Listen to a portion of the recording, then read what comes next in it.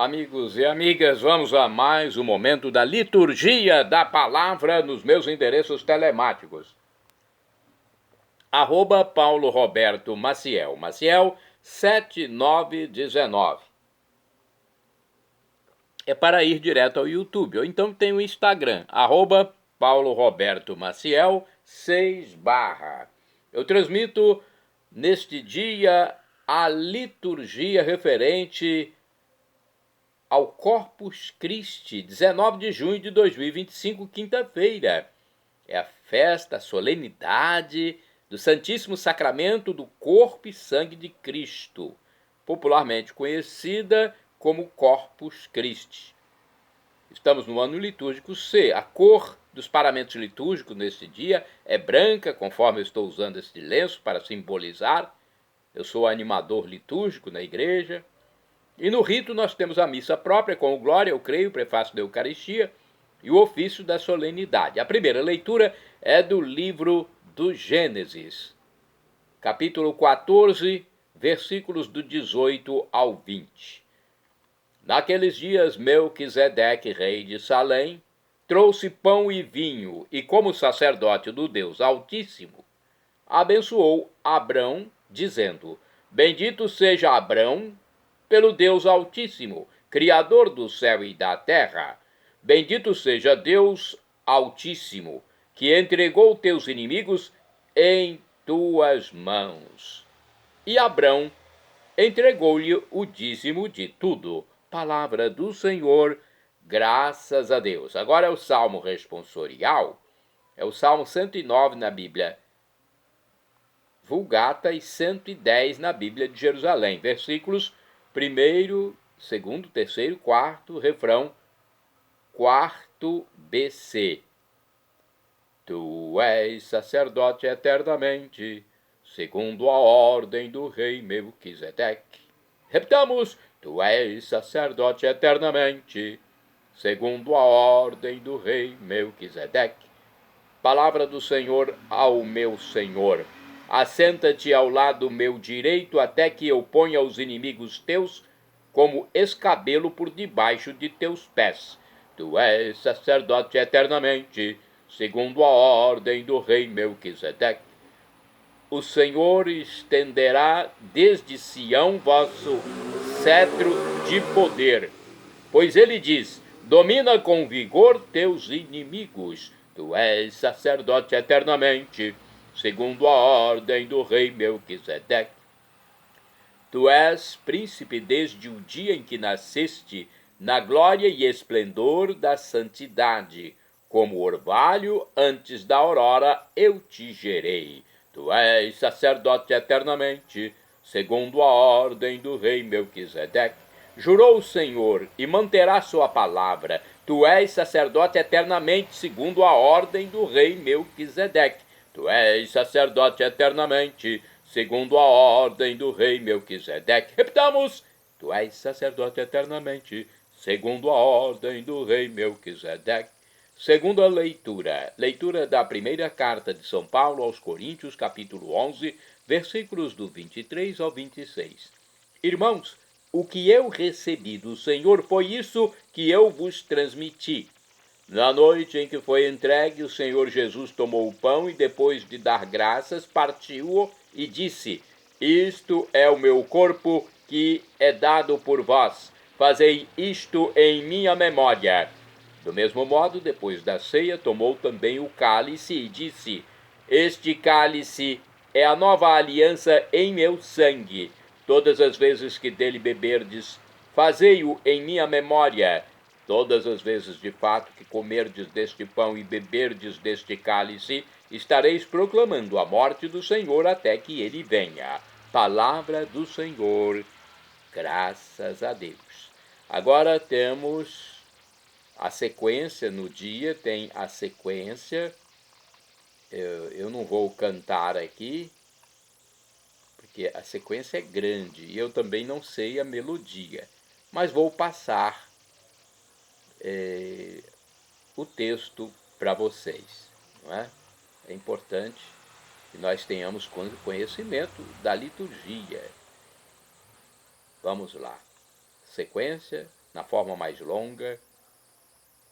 Terra, exulta de alegria, louva teu pastor e guia, com teus hinos tua voz. Tanto possas, tanto ouses, em louvá-lo não repouses, sempre excede o teu louvor. Hoje a igreja te convida ao pão vivo que dá vida, vem com ela celebrar. Este pão que o mundo o creia, por Jesus na Santa Ceia, foi entregue aos que escolheu. Nosso júbilo cantemos, nosso amor manifestemos, pois transborda o coração. Quão solene a festa, o dia, que da Santa Eucaristia nos recorda a instituição. Novo rei, nova mesa, nova Páscoa e realeza, foi-se a Páscoa dos judeus. Era sombra o antigo povo. O que é velho cede ao novo, foge a noite, chega a luz. O que o Cristo fez na ceia manda à igreja que o rodeia repeti-lo até voltar. Seu preceito conhecemos, pão e vinho consagremos para nossa salvação. Faz-se carne o pão de trigo, faz-se sangue o vinho amigo, deve-o crer todo cristão. Se não vês nem compreendes, gosto e vista tu transcendes, elevado pela fé. Pão e vinho, eis o que vemos, mas ao Cristo é que nós temos em tão ínfimos sinais. Alimento verdadeiro permanece o Cristo inteiro, quer no vinho, quer no pão. É por todo recebido, não em parte ou dividido, pois inteiro é que se dá. 1 ou 1000 comungam dele, tanto este quanto aquele, multiplica-se o Senhor. Dá-se ao bom como ao perverso, mas o efeito é bem diverso, vida e morte traz em si. Pensa bem, igual comida, se ao que é bom enche de vida, traz a morte para o mal. Eis a hóstia dividida, quem hesita, quem duvida? Como é todo o autor da vida, a partícula também. Jesus não é atingido, o sinal é que é partido, mas não é diminuído, nem se muda o que contém. Então, está aí a sequência que é transmitida no dia de Pentecostes. Aliás, no dia de Pentecostes também tem a sequência. E no dia de Corpus Christi da mesma maneira, só que uma sequência diferente. Vamos agora ao Evangelho. O Evangelho de Jesus Cristo, segundo São Lucas, capítulo 9, versículos do 11b ao 17. Vamos aclamá-lo primeiro? Aleluia, aleluia, aleluia, aleluia, aleluia, aleluia, aleluia, aleluia. Eu sou o pão vivo descido do céu. Quem deste pão come sempre há de viver. Aleluia, aleluia, aleluia, aleluia, aleluia, aleluia, aleluia, aleluia. O Senhor esteja convosco, Ele está no meio de nós. Proclamação do Evangelho de Jesus Cristo segundo São Lucas. Glória a vós, Senhor.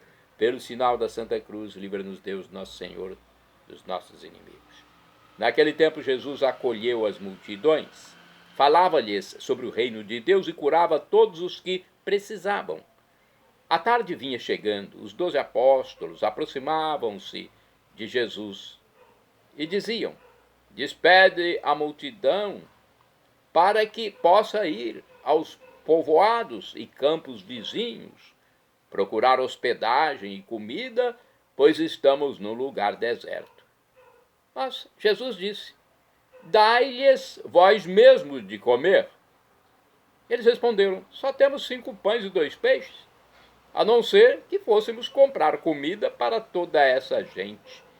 Estavam ali mais ou menos 5.000 homens, mas Jesus disse aos discípulos: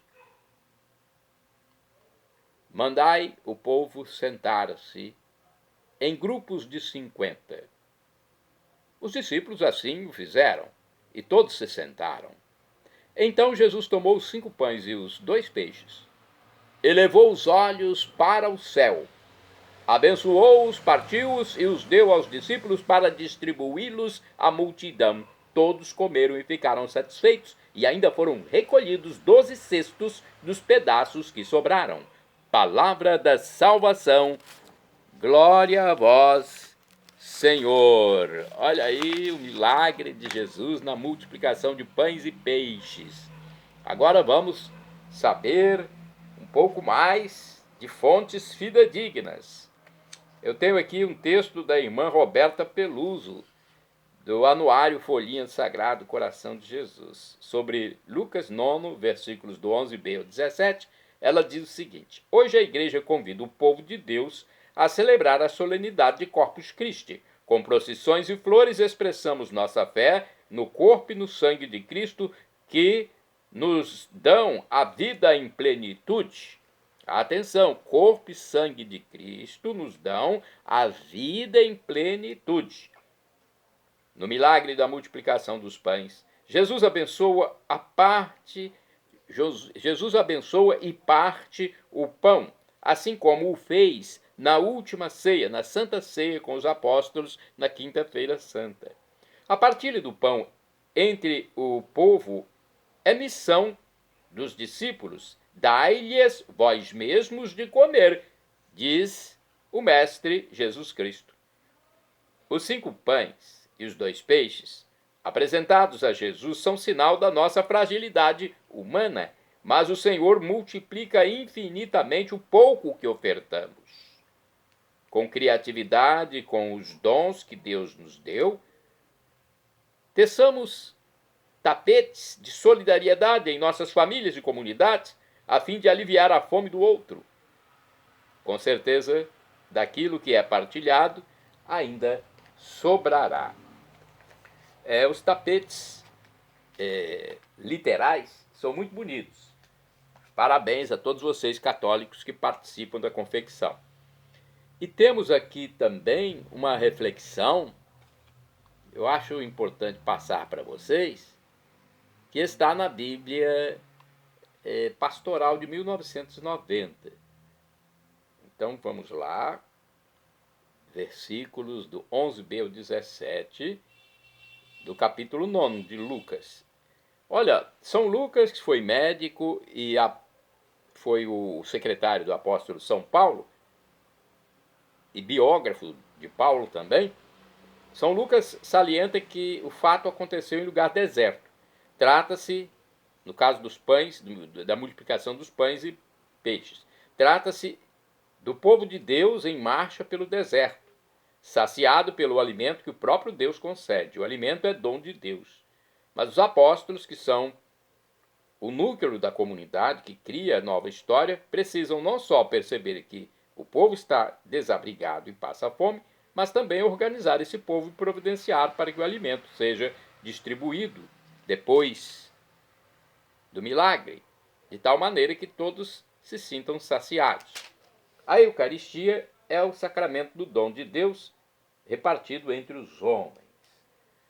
Temos uma explicação aqui também sobre este dia do Santíssimo Corpo de Sangue de Cristo.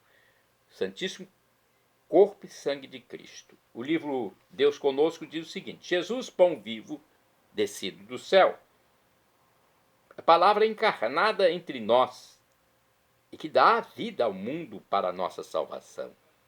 Viver a Eucaristia no dia de Corpus Christi, nos outros dias, é unir-nos a Cristo em sua humanidade, para assim participarmos da sua divindade.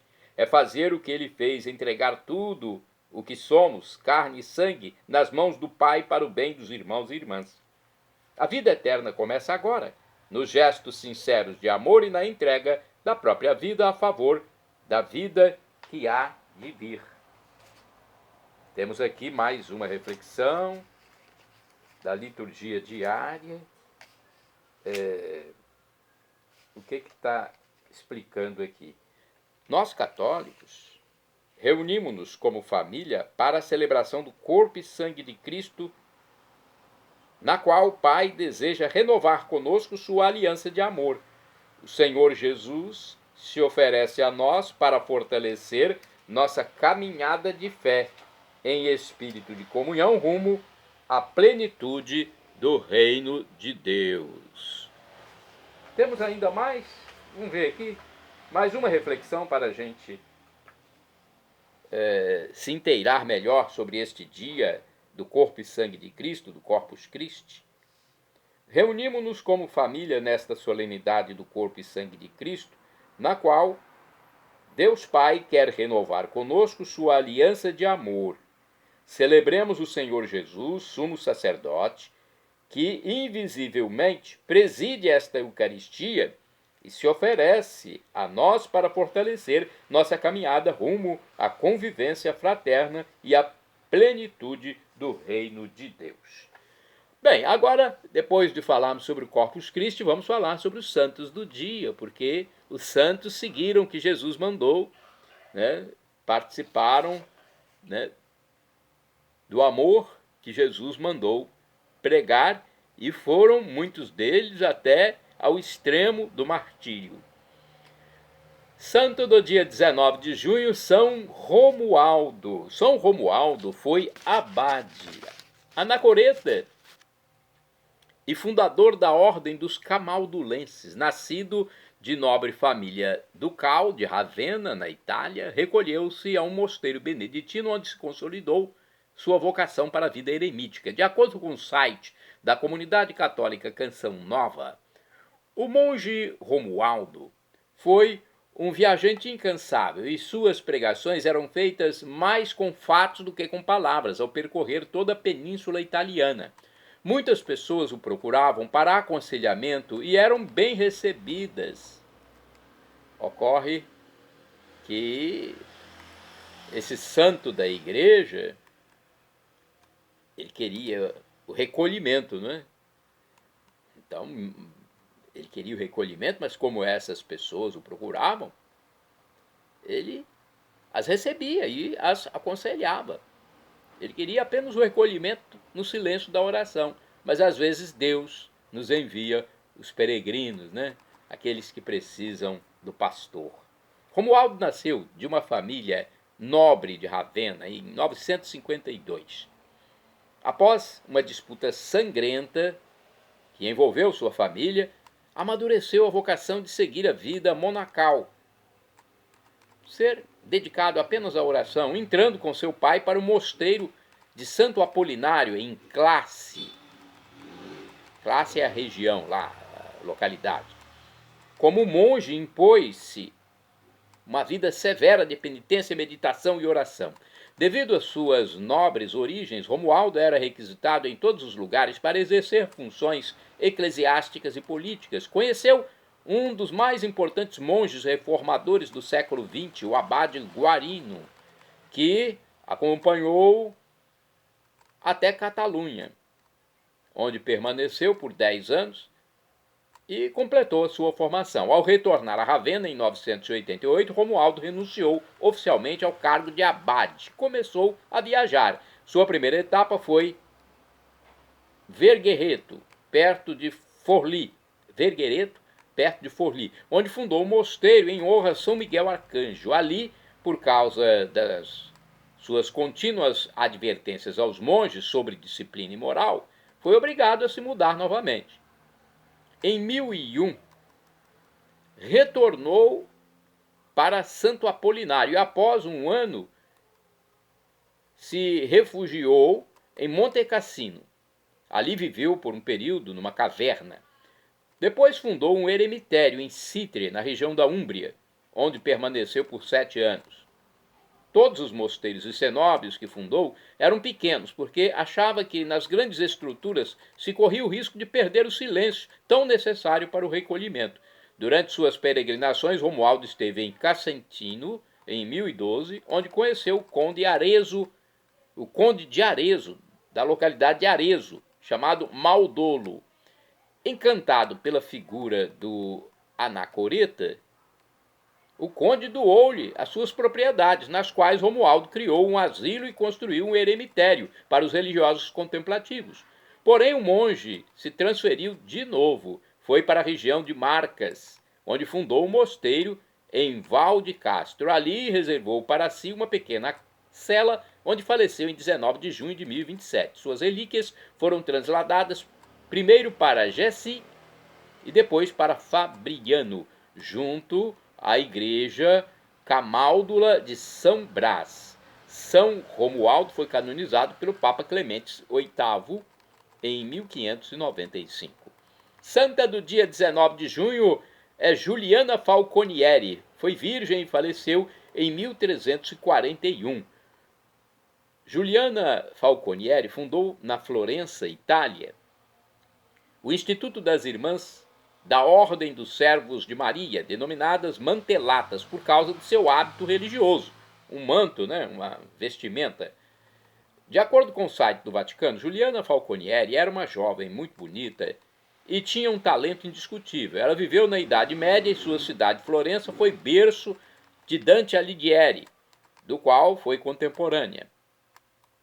Os Falconieri, no final do século XIII, eram uma poderosa família de comerciantes. Transparecia também certa riqueza imaterial e poderosa, a fé cristã, que havia levado um descendente da linhagem a se retirar totalmente e se dedicar a Deus. Alex Falconieri, irmão do pai de Juliana, foi um dos 7 fundadores dos Servos de Maria. Ele ficou, então, nessa situação de santo da igreja, saindo daquela situação de rico, uma família nobre. E a Juliana, a sobrinha, ficou encantada pela escolha do tio, que foi para além dos esquemas de uma família que só queria ganhar dinheiro. A jovem cresceu desconsiderando sua beleza, ela não ligava para sua beleza. No entanto, recebeu diversas propostas de casamento que rejeitou com muita graça. Era muito atraída pela vida religiosa.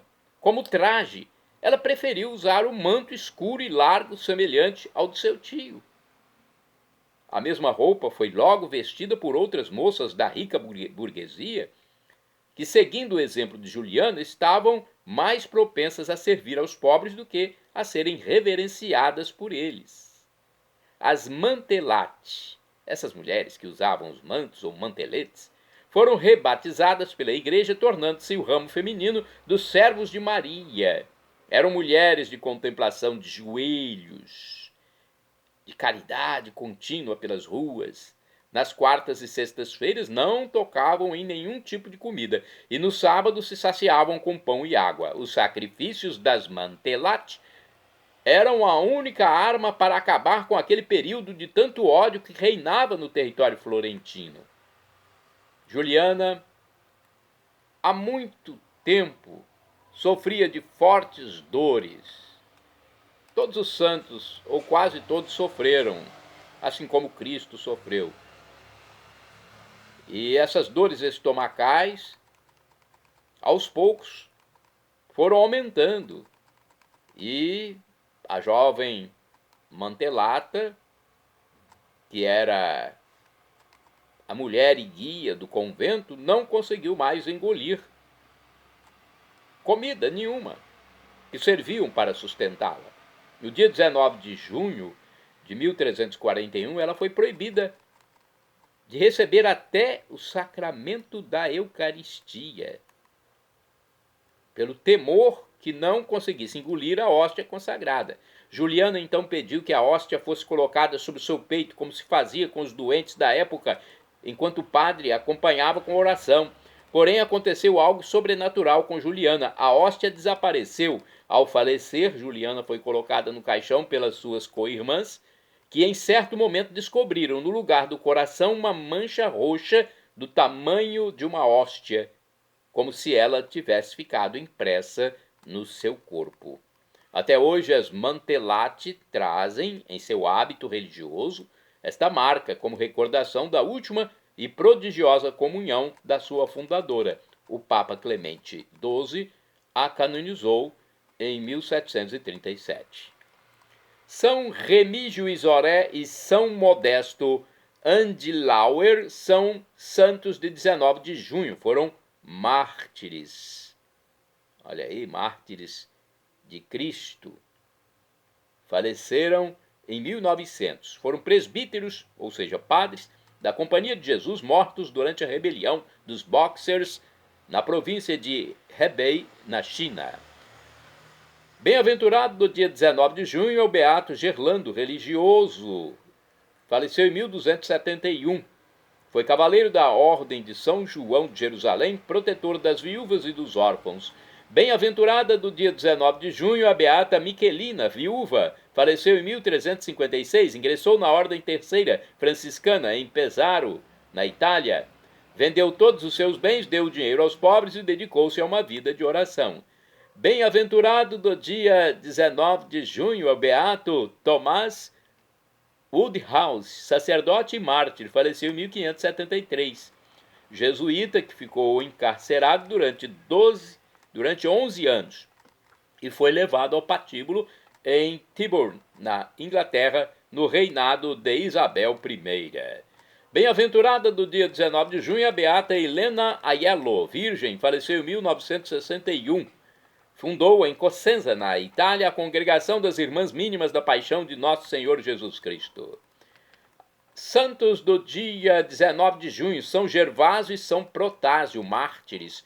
De acordo com o site Milícia da Imaculada, Gervásio e Protásio eram irmãos gêmeos e filhos únicos de Vidal e Valéria. O casal pertencia à nobreza de Milão, na Itália. Devido à conversão de pais e filhos pelo bispo São Caio, a família mandou construir a igreja de Milão em 63. No ano 68, Vidal e Valéria foram mortos, dando testemunho da fé cristã durante o governo do violento imperador Nero. Uma vez órfãos dos pais Gervásio e Protásio, se desfizeram de todos os bens e tudo que arrecadaram deram ao bispo, a fim de que ele concluísse a construção da igreja e distribuísse o resto aos pobres. Eles foram morar numa pequena casa afastada e passaram ali 10 anos em orações e penitências. Ao serem denunciados como cristãos, foram torturados lentamente e mortos. Gervásio morreu sob golpes dos chicotes e Protásio, além disso, foi decapitado. Reconhecidos como santos mártires, a veneração aos santos gêmeos Gervásio e Protásio foi instituída para o dia 19 de junho. Este é o mesmo dia em que seus corpos foram transladados para a igreja de Milão, a mesma que tinha sido construída pela sua família. No ano de 1874, os restos mortais dos irmãos santos foram transferidos e guardados lado a lado à sepultura de Santo Ambrósio na igreja dedicada a este santo, também na cidade de Milão, na Itália. Santo Ambrósio, bispo de Milão, pesquisou sobre a vida desses mártires que viveram em sua diocese e incentivou a devoção a eles por causa do testemunho de fé. São Gervásio e São Protásio, também Santo Ambrósio, rogai por mim, rogai por nós. Eles que estão junto de Deus. Eu sinto que estão agindo por nós, que pedimos. Shalom Adonai é uma expressão hebraica que significa a paz de Deus. É o que eu desejo para todos vocês, a paz de nosso Senhor Jesus Cristo, nosso Deus, segunda pessoa da Santíssima Trindade. El Shaddai, também do hebraico, significa Deus onipotente. Ele providenciará aquilo que você deseja, se for para o seu bem. O professor e escritor de mais de 100 livros da Igreja Católica, Felipe Rinaldo Queiroz de Aquino, em seu canal no YouTube, diz que Deus pode nos dar uma dessas 3 respostas quando pedimos algo. Sim, não ou espere. Qualquer das 3, acate, pois Você e eu estamos lidando com o Criador de tudo, do universo, que vai nos dar a vida eterna. E agora eu clamo Maranatá, como dizemos nós católicos, ou Maranata, como dizem nossos irmãos das comunidades evangélicas ou protestantes. Não importa a pronúncia, o significado é o mesmo. Vinde, Senhor Jesus, um dia ele voltará e será o juízo final. Para ter a vida eterna, felicidade em plenitude, viver perpetuamente com os anjos de Deus, com os salvos, com Maria Santíssima, com São Paulo, São Pedro, São João, Santa Madre Teresa de Calcutá, Santa Irmã Dulce, São João Paulo II, para viver para sempre com eles. Com Deus Pai, com Deus Filho e Deus Espírito Santo, temos que crer em Jesus como Deus, no mistério da Santíssima Trindade. Pai Criador, o Filho Redentor e o Espírito Santo Santificador. Temos que ser batizados e nos arrepender dos nossos pecados. Ou seja, temos que ser humildes, reconhecer que somos pecadores e precisamos do perdão divino para um dia viver para sempre. É a vida eterna a nossa meta. Nossa pátria não é aqui. Nossa pátria é a celestial, como disse São Paulo. E o sofrimento de agora nem se compara com a glória futura que será revelada em nós. Perdão, Senhor, pelos meus pecados passados, presentes, futuros, físicos e espirituais, pecados do pensamento, palavras, atos, omissões, e me dê a vida eterna. Meu Jesus, eu quero a vida eterna convosco. Acesse @Paulo Roberto Maciel 6/ ou @Paulo Roberto Maciel 7919.